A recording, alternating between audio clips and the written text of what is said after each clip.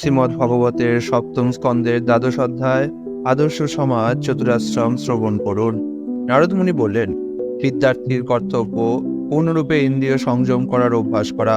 তার কর্তব্য বিনীতভাবে শ্রী গুরুদেবের প্রতি শ্রদ্ধা সহকারে সৌহার্দ্যপরায়ণ হওয়া এবং দাসের মতো আচরণ করা। এইভাবে মহান ব্রত সহকারে কেবলমাত্র শ্রী গুরুদেবের হিত সাধনের জন্য ব্রহ্মচারী গুরুকুলে বাস করা উচিত। প্রাতকালে এবং সায়ংকালে উভয় সন্ধ্যায় সমাহিত চিত্তে মৌন হয়ে গায়ত্রী মন্ত্র জপ করে গুরু, অগ্নি, সূর্য এবং ভগবান শ্রী বিষ্ণুর উপাসনা করা ব্রহ্মচারীর কর্তব্য। শ্রী গুরুদেব আহ্বান করলে তার কাছ থেকে নিয়মিত বৈদিক মন্ত্র অধ্যয়ন করা উচিত এবং প্রতিদিন অধ্যয়নের প্রারম্ভে ও শেষে শ্রী গুরুদেবকে সশ্রদ্ধ প্রণতি নিবেদন করা শিষ্যের আবশ্যিক কর্তব্য। ব্রহ্মচারীর কর্তব্য হস্তে কুশের ঘাস ধারণ করে শাস্ত্রের নির্দেশ অনুসারে মেখলা, মৃগচর্মের বসন, জটা, দণ্ড, কমণ্ডলু এবং উপবিদ ধারণ করা। ব্রহ্মচারীর আরও কর্তব্য হল সকালে ও সন্ধ্যায় ভিক্ষা সংগ্রহ করা এবং ভিক্ষালব্ধ সমস্ত বস্তু শ্রী গুরুদেবকে দান করা। গুরুদেব যদি আদেশ দেন তাহলেই কেবল তার আহার করা উচিত। শ্রী গুরুদেব যদি তাকে আদেশ না দেন তাহলে কখনো বা তার উপবাস করা উচিত। ব্রহ্মচারীর কর্তব্য সুশীল এবং নম্র হওয়া, পরিমিত আহার করা, অনলস এবং দক্ষ হওয়া, শ্রী গুরুদেব ও শাস্ত্রের নির্দেশে পূর্ণ শ্রদ্ধাপরায়ণ হওয়া, জিতেন্দ্রীয় হওয়া এবং স্ত্রী ও স্তৈন্যদের সঙ্গে যতটুকু প্রয়োজন কেবল ততটুকুই ব্যবহার করা। ব্রহ্মচারী অথবা যারা গৃহস্থ আশ্রম গ্রহণ করেননি তাদের কর্তব্য অত্যন্ত দৃঢ়তাপূর্বক স্ত্রীলোকদের সঙ্গে কথোপকথন অথবা স্ত্রীলোকদের বিষয়ে কথোপকথন পরিত্যাগ করা, কারণ ইন্দ্রিয়গুলি এতই বলবান যে তা সন্ন্যাসীর মনকেও বিচলিত করে। গুরুপত্নী যদি যুবতী হন তাহলে যুবক ব্রহ্মচারী তার দ্বারা আপনার কেশ প্রসাধন, গাত্রমর্দন, স্নান এবং তৈলমর্দন আদি কার্য অবশ্যই করবে না। যুবতী স্ত্রী অগ্নির মতো এবং পুরুষ ঘৃতকুম্ভের মতো, তাই নিজের কন্যার সঙ্গেও নির্জনে অবস্থান করা উচিত নয়। তেমনি অনির্জন স্থানে অন্য সময়ে যতটুকু প্রয়োজন কেবল ততটুকুই তাদের সঙ্গে সঙ্গ করা উচিত। জীব যতক্ষণ পর্যন্ত পূর্ণরূপে তার স্বরূপ উপলব্ধি না করে, যতক্ষণ পর্যন্ত তার দেহাত্ম বুদ্ধির যে ভ্রান্ত ধারণা যা তার মূল শরীর এবং ইন্দ্রিয়ের প্রতিবিম্ব মাত্র, তা থেকে মুক্ত না হয়, ততক্ষণ পর্যন্ত স্ত্রী এবং পুরুষ রূপে যে দ্বৈত ভাব প্রতিভাত হয় তা থেকে সে মুক্ত হতে পারে না। এইভাবে তার বুদ্ধি মোহগ্রস্ত হওয়ার ফলে অধঃপতনের সমূহ সম্ভাবনা থাকে। সমস্ত বিধি নিষেধগুলি গৃহস্থ এবং সন্ন্যাসী উভয়েরই পালনীয়। তবে গৃহস্থের পক্ষে সন্তান উৎপাদনের জন্য অনুকূল সময়ে গুরুদেব মৈথুন কার্যে লিপ্ত হওয়ার অনুমতি দিতে পারেন। উপরোক্ত বর্ণনা অনুসারে ব্রহ্মচর্য ব্রত ধারণকারী ব্রহ্মচারী অথবা গৃহস্থদের অঞ্জন, তৈললেপন, গাত্রমর্দন, স্ত্রী দর্শন, স্ত্রীলোকের চিত্র অঙ্কন, আমিষাহার, সুরাপান, পুষ্পমাল্যের দ্বারা দেহসজ্জা, গন্ধ অনুলেপন অথবা অলঙ্কার ধারণ ত্যাগ করা উচিত। দ্বিজ অর্থাৎ ব্রাহ্মণ, ক্ষত্রিয় অথবা বৈশ্যের কর্তব্য হল পূর্বোক্ত নিয়ম অনুসারে গুরুকুলে বাস করে বেদাঙ্গ এবং উপনিষদ সহ বৈদিক শাস্ত্রসমূহ যথাশক্তি এবং ক্ষমতা অনুসারে অধ্যয়ন করা।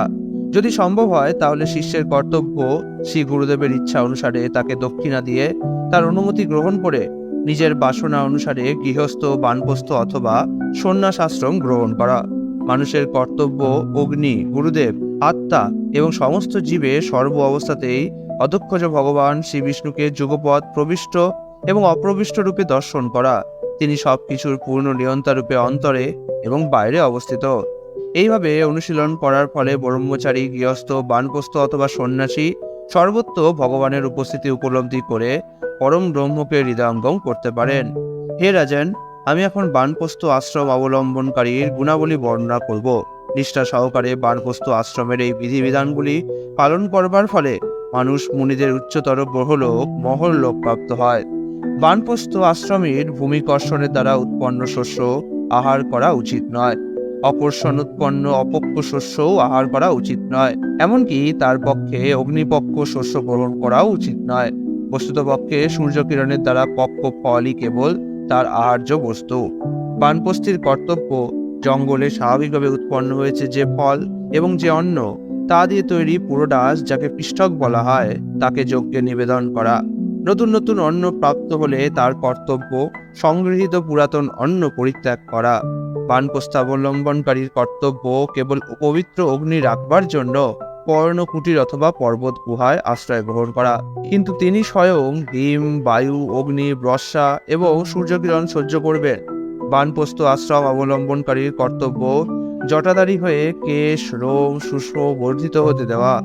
তার শরীরের ময়লা পরিষ্কার করা উচিত নয়। তার উচিত কমণ্ডলু, মৃগচর্ম, দণ্ড, বরকল এবং অগ্নিবর্ণ পরিচ্ছদ ধারণ করা। বানপ্রস্থ আশ্রমের কর্তব্য অত্যন্ত মননশীল হয়ে 12 বছর, 8 বছর, 4 বছর, 2 বছর অথবা অন্ততপক্ষে 1 বছর বনে থাকা। তার এমনভাবে আচরণ করা উচিত যাতে তিনি অত্যধিক তপস্যার ফলে বিচলিত অথবা ক্লিষ্ট না হন। যখন তিনি ব্যাধি অথবা বার্ধক্যবশত আধ্যাত্মিক চেতনায় উন্নতি সাধনের জন্য নিজের কর্তব্য কর্ম অনুষ্ঠানে অথবা বেদ অধ্যয়নে অক্ষম হবেন, তখন কোনো আহার গ্রহণ না করে তার অনশন করা উচিত। তার কর্তব্য আত্মাতে অগ্নি যথাযথভাবে স্থাপন করে দেহাত্মবুদ্ধির কারণ দেহের মমতা পরিত্যাগ পূর্বক জড়দেহকে ধীরে ধীরে পঞ্চ মহাভূতে অর্থাৎ মাটি, জল, আগুন, বায়ু এবং আকাশে লীন করে দেওয়া। সংযত এবং পূর্ণরূপে আত্মতত্ত্ববিদ ব্যক্তির কর্তব্য শরীরের বিভিন্ন অঙ্গ তাদের মূল উৎসে বিলীন করে দেওয়া। দেহের ছিদ্রগুলি আকাশ থেকে, নিঃশ্বাস বায়ু থেকে, তাপ অগ্নি থেকে, শুক্র, শনিত ও শ্লেষ্মা জল থেকে এবং ত্বক, পেশি, অস্থি আদি কঠিন বস্তুগুলি মাটি থেকে উৎপন্ন হয়েছে। এইভাবে দেহের বিভিন্ন অবয়ব বিভিন্ন উপাদান থেকে উৎপন্ন হয়েছে এবং তাই তাদের পুনরায় সেই উপাদানগুলিতে বিলীন করে দেওয়া উচিত। তারপর বাক্যের সঙ্গে বাক ইন্দ্রিয়কে অর্থাৎ জিহাকে অগ্নিতে সমর্পণ করা উচিত। শিল্পসহ হস্তদ্বয় ইন্দ্রদেবকে অর্পণ করা উচিত। গতিসহ পদদ্বয় বিষ্ণুকে নিবেদন করা উচিত। রতিসহ উপস্থ প্রজাপতিকে নিবেদন করা উচিত। বিসর্গসহ পায়ুকে মৃত্যুতে অর্পণ করা উচিত। শব্দসহ শ্রবণেন্দ্রিয়কে দিকসমূহের অধিপতি দেবতাদের নিবেদন করা উচিত। স্পর্শসহ ত্বক ইন্দ্রিয় বায়ুকে অর্পণ করা উচিত। দৃষ্টিশক্তি সহ রূপ সূর্যকে অর্পণ করা উচিত। বরুণ সহ জিহাকে জলে এবং অশ্বিনী কুমারদ্বয় সহ ঘ্রাণকে ভূমিতে অর্পণ করা উচিত। জড় বাসনা সহ মনকে চন্দ্রদেবে লীন করা উচিত।